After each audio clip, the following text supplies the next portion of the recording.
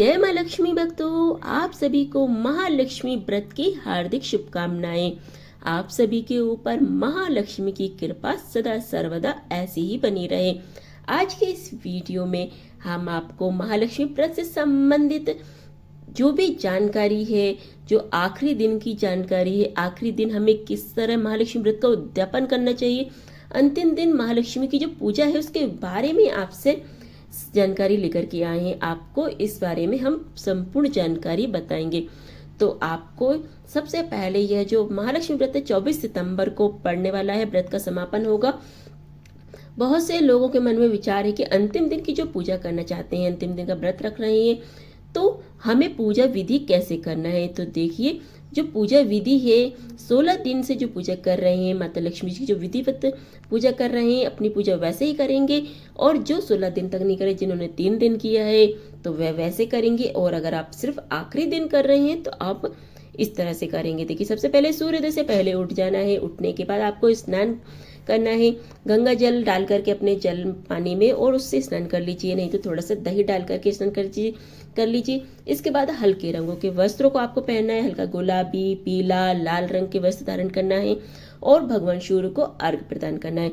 इसके बाद आप अपने मंदिर में आएंगे। मंदिर में आने के बाद आप जो एक दिन का व्रत रख रहे हैं, या तो फलाहार रख रहे हैं या फिर निराहार रख रहे हैं, जैसे भी आप व्रत रखना चाहती हैं, माता लक्ष्मी जी के समक्ष आप संकल्प लीजिए। और जो भी आपकी इच्छा मनोकामना हो, आप माता लक्ष्मी के समक्ष वो मनोकामना भी बोलिए। संकल्प कैसे ले सकते हैं? हाथ में कुछ अक्षत लीजिए, एक पुष्प लीजिए और एक सिक्का लीजिए, और माता लक्ष्मी के समक्ष संकल्प, ऐसे व्रत रख रही हूँ मैं, इस तरह से मेरी ये मनोकामना है, मैं इस तरह से मैं व्रत रख सकती हूँ, ऐसा बोलकर आपको अक्षत और पुष्प माँ लक्ष्मी के चरणों में समर्पित कर देना है। इसके बाद देखिए, आप चौकी जो है माता लक्ष्मी जी की आप सुबह भी लगा सकती हैं या फिर शाम को भी लगा सकती हैं।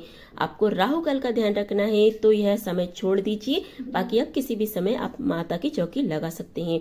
जो भी आपने चौकी लगाने का स्थान तय किया हो, सबसे पहले वहां पर गंगा जल छिड़क करके उसे शुद्ध कर लीजिए। और जब आप अपनी चौकी लगाएंगे तो लाल पीला वस्त्र बिछा सकते हैं, गुलाबी रंग का वस्त्र भी बिछा सकते हैं।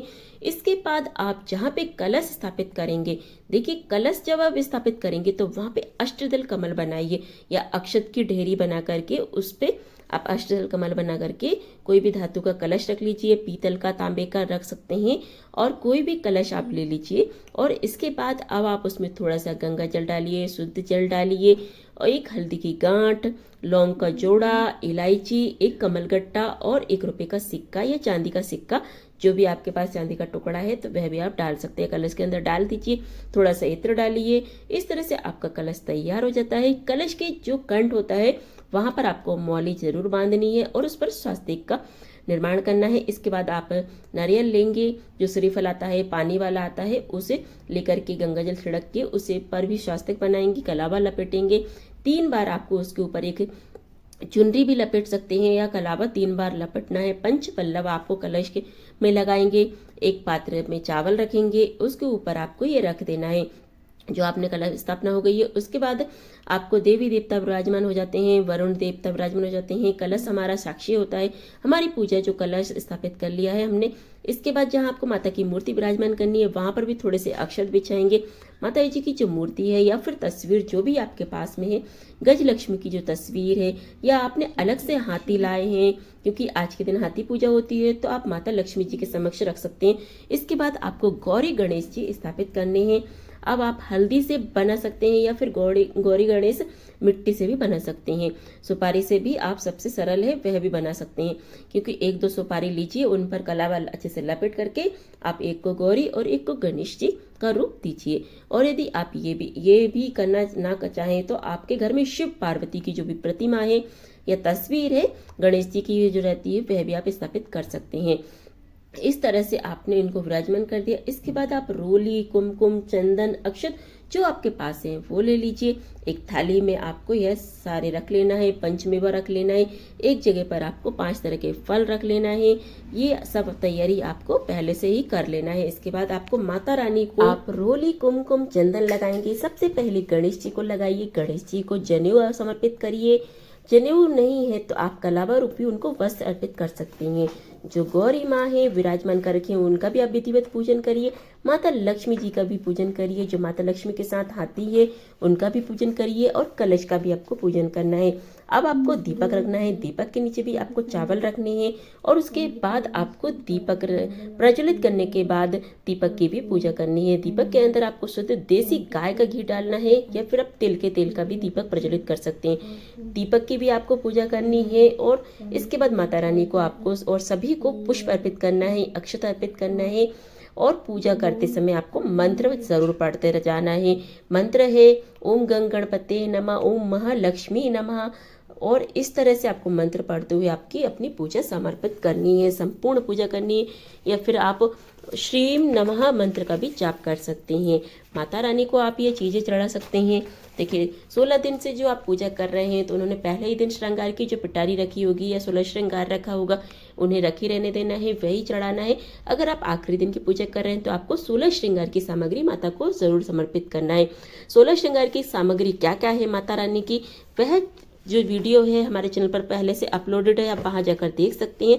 संपूर्ण 16 श्रृंगार की सामग्री माता की जो दी गई है उसकी जानकारी आपको वीडियो में मिल जाएगी। इसके बाद आपको माँ के जो श्री सूक्तम पाठ होते हैं, कनकधारा स्तोत्र पाठ होते हैं, वह पढ़ना है। मंत्र का कमलगट्टे की माला से आपको मंत्र जाप करना है और कथा पढ़ना बिल्कुल न भूले। बिना कथा के तो यह व्रत अधूरा माना जाता है। तो माता रानी की जो महालक्ष्मी व्रत की जो पौराणिक कथाएं होती हैं वह हमारे चैनल पर अपलोडेड है, उसकी वीडियो भी अपलोडेड है, आप वहां पर जाकर वह कथा भी आप सुन सकते हैं। इसके बाद आपको माता रानी से क्षमा याचना मांगनी है और यहाँ पर आपकी जो पूजा है, सुबह की पूजा समाप्त हो जाती है। इसके बाद आपको शाम को विशेष पूजा करनी है। तो चौकी तो आपकी लगी हुई है और अगर नहीं लगाई है तो आपको जो आपने विधिवत बताई है उसी तरह से आपको शाम की चौकी लगा लेनी है। इसके बाद माता का भोग लगाना है। माता के भोग में देखिए नमक का भोग नहीं लगाया जाता है, तो आप पूरी और खीर जरूर बनाइए और बिना नमक का आटा लगा करके आपको पूरी बनानी है, मालपुए बनाइए और आपकी श्रद्धा हो वह आप माता को प्रसाद रूप में ग्रहण करा सकते हैं। और उनको आप मौसमी फलों का भोग लगा सकते हैं, दूध से बनी मिठाइयों का भोग लगा सकते हैं और जो माता का श्रृंगार बनता है बेसन का और आटे का वह आप बना करके माता को भोग लगा सकते हैं। इसके साथ आपको 16 दीपक प्रज्वलित करना है शाम की पूजा में। तो आप या तो मिट्टी का दीपक ले लीजिए या फिर आप आटे का दीपक तैयार कर लीजिए। इसमें आपको लंबी बाती लगानी है और शुद्ध देसी गाय का घी लगाना है। 16 कमलगट्टे, 16 लौंग लेना है, 16 अक्षत के दाने लेना है। इस तरह से माता की शाम की विधिवत पूजा आप करिए। कनकधारा स्तोत्र का पाठ करना है और मंत्रों का जाप करना है। माता लक्ष्मी जी की आपको फिर से शाम के समय फिर से आपको कथा सुननी है और शाम के समय आपको हवन अगियारी जरूर करना है। आम की लकड़ी से हवन करिए या अगियारी करिए या फिर आप गाय के गोबर का जो उपला रहता है उसको आप गैस पे थोड़ा सा जला करके उस पे कपूर घी डाल करके या फिर आप जो धूप आती है, जो हवन धूप आती है उससे या फिर घी शक्कर से भी आहुति दे सकते हैं। यह थी विधि। एक पात्र में आप कपूर ले लीजिए और लौंग का जोड़ा घी में डूबा हुआ ले लीजिए और वह आप हवन सामग्री में जरूर डालिए। यह भी आपको प्रज्वलित करना है और माता रानी की आरती आपको कपूर और लौंग के जोड़े से करना है। इस बात का विशेष ध्यान रखें। और आपने जो 16 पूरी और खीर रखी है तो वह आपको क्या करना है, इसके बाद आपको वह रखी रहने देना है, क्षमा याचना मांगनी है, आरती करनी है, विधिवत पूजा संपन्न करनी है। इसके बाद समापन बहुत ही सरल है। आप एक भोजन की थाली आप पंडित जी को बुला करके भोजन उनको दे सकते हैं या फिर किसी सुहागन महिला को बुलाकर उन्हें खिला सकते हैं। जो श्रृंगार की पिटारी है वह आपको किसी सुहागन महिला या फिर आप चाहें तो कोई भी देवी के मंदिर में या फिर माँ लक्ष्मी के मंदिर में दान कर सकते हैं, वह आपको दान करनी है। अगर आप अपने लिए भी कोई सुहाग की सामग्री रखना चाहते हैं तो आप वह भी आप रख करके माता से आशीर्वाद स्वरूप वह सुहाग की सामग्री आप अपने लिए भी रख सकते हैं। और जो आपने माता रानी के समक्ष 16 दीपक प्रज्वलित किए हैं तो या तो आप उनको वहीं रखे रहने दीजिए, नहीं तो आप अपने मुख्य दरवाजे पे 2 दीपक, एक दीपक अपनी रसोई में, एक जहाँ पूजा करते हैं उस स्थान पर और एक तुलसी के क्यारे में रख करके बाकी के दीपक आप माँ लक्ष्मी के सामने ही रखे रहने दीजिए। अब चंद्रमा को जो अर्घ्य देते हैं तो चंद्रमा को जो अर्घ्य देते हैं बहुत रात में निकलता है, तो आप क्या करेंगे, आप स्टील का या चांदी का या कोई पीतल का कोई भी आप एक कलश ले लीजिए। उसके अंदर जल, गंगा जल, कच्चा दूध, अक्षत, मिश्री ये सब डालेंगे, सफेद पुष्प डालेंगे और ओम सोम सोमाय नमः या फिर ओम चंद्रमसे नमः का जाप करते हुए चंद्रमा को अर्घ्य प्रदान करेंगे। इस तरह से आपने चंद्रमा को अर्घ्य दे देना है। उसके बाद आप पारण कर सकते हैं अपने व्रत का पारण कैसे करना है, तो आपने जो माता लक्ष्मी के समक्ष 16 पूरियां रखी हैं, खीर रखी है, जो भी मीठा बनाया वह रखा है, या फिर आपने मिठाई रखी है, जो फल रखे हैं उन्हें आपको क्या करना है, आपको खाना रखना है। और बाकी का जो भोजन है आप उसे उठा करके आप अपने पति के साथ मिल करके उस भोजन को खा सकती हैं अर्घ्य देने के बाद। और नहीं तो आप, बहुत से लोग दूसरे दिन इस व्रत का पालन करते हैं, तो जैसा भी आपको करना चाहें वैसा आप कर सकते हैं, या फिर जैसे आपकी यहाँ प्रथा है वैसा आप कर सकते हैं। अगले दिन आपके यहाँ खोलते हैं तो अगले दिन व्रत का पालन कर लीजिए, और नहीं तो उसी दिन आप व्रत का पालन कर सकते हैं। और जो भोजन की थाली माता लक्ष्मी के समक्ष रखी है उसका हमें बाद में क्या करना है, वो खाना जो है, जो भोजन आप दूसरे के गाय को, माता रानी को खिला सकती हैं। यदि आपको गाय माता नहीं मिलती है तो आप प्रसाद के बच्चों में भी बांट सकती हैं, घर में अपने बच्चे हैं उन्हें खिला सकती हैं, क्योंकि वो माता लक्ष्मी का प्रसाद है। देखिए, आपको बहुत ही सरल तरीके से उद्यापन विधि बताई गई है, और इसको करने में आप समर्थ नहीं है, घर में नहीं कर सकते हैं, तो आपको कोई परेशानी नहीं है। आपके घर में कोई समस्या है तो आप कच्चा सामान भी निकाल करके और दूसरे को दे सकते हैं, मंदिर में दे सकते हैं, मंदिर में दान कर सकते हैं, भोजन की थाली भी दे सकते हैं, श्रृंगार की सामग्री आप दान कर सकते हैं। तो इस तरह से भी आप माता लक्ष्मी को यह सारी सामग्री समर्पित कर सकती हैं। चौकी जो जिन्होंने पहले रख रखी है तो उन्हें क्या करना है, अपने घर की कन्या से महालक्ष्मी व्रत की जो पूजा रहती है, जो चौकी रहती है, वह उठवाना है। आपको खुद से यह चौकी नहीं उठानी है। आप, अगर आपके घर में कोई नहीं है तो आपको क्षमा मांगते हुए फिर उस चौकी को हटाना है, या फिर आपके घर में आपके पति हैं तो उनसे भी आप ये चौकी हटा सकते हैं। जो ड्राई फ्रूट्स, भोग, फलों का जो लगाया है, महालक्ष्मी का व्रत का आपका समापन जो किया है, दूसरे दिन बेटी से ही चौकी हटवाना है। और जो आपने सारे फल फ्रूट जो है वो अपने घर में आपको बांट करके खा लेना है। इस तरह से आपको अपने व्रत का समापन कर देना है। अब इसके बाद आपके घर में कोई और है तो वो भी कर सकता है। अगर आपके घर में बेटी नहीं है तो आप, कोई और है वह कर सकते हैं, आपके पति भी उस चौकी को हटा सकते हैं। महालक्ष्मी जी की कोशिश करिएगा कि आप आज के दिन दीपक जरूर जलाना चाहिए, उनके सामने ड्राई फ्रूट्स, पंचमेवा, फल का भी भोग लगा सके। यदि भोजन नहीं बना पा रहे हैं तो आप दक्षिणा निकाल करके रख दीजिए, और पंडित जी को आप सामान देना चाहें तो आप वह सामग्री दे सकते हैं। व्रत रखना है या नहीं रखना है तो आपकी वह इच्छा है। अगर आप व्रत नहीं रखना चाहते हैं तो आप पूजन भी कर सकते हैं। व्रत रखे ले तो बहुत अच्छी बात है, क्योंकि इस जो पूजा रहती है महालक्ष्मी का साल में एक बार आता है, तो आप व्रत जरूर रखें। व्रत रखने के साथ अगर आप पूजा करेंगे, कथा सुनेंगे, तो इस व्रत का फल आपको ज्यादा मिलता है। बाकी आपकी श्रद्धा भाव है, माता लक्ष्मी को मनाइए, आपकी सारी इच्छाएं माता लक्ष्मी पूर्ण जरूर करेंगी। और जो हमने हल्दी चढ़ाई है, इलायची, लौंग, ये सारा सामग्री जो चढ़ाई है, जो लौंग और इलायची, आप इसको अपने प्रसाद रूप में खा सकते हैं। और जो हल्दी की गांठ है उसको, आपको जो कमल गट्टा है उसको अगर चाहे तो अपने धन रखने वाले स्थान पर रख सकते हैं। जो भी आपने माता को दक्षिणा चढ़ाई है वह भी आप अपने धन रखने वाले स्थान पर रख सकते हैं। अब इनका विसर्जन भी आपको करना है। आप गंगा जी या पवित्र नदियों में विसर्जन कर सकती हैं। माता लक्ष्मी का विसर्जन नहीं होता है, जो हाथी रहता है उसका विसर्जन आप कर सकती हैं।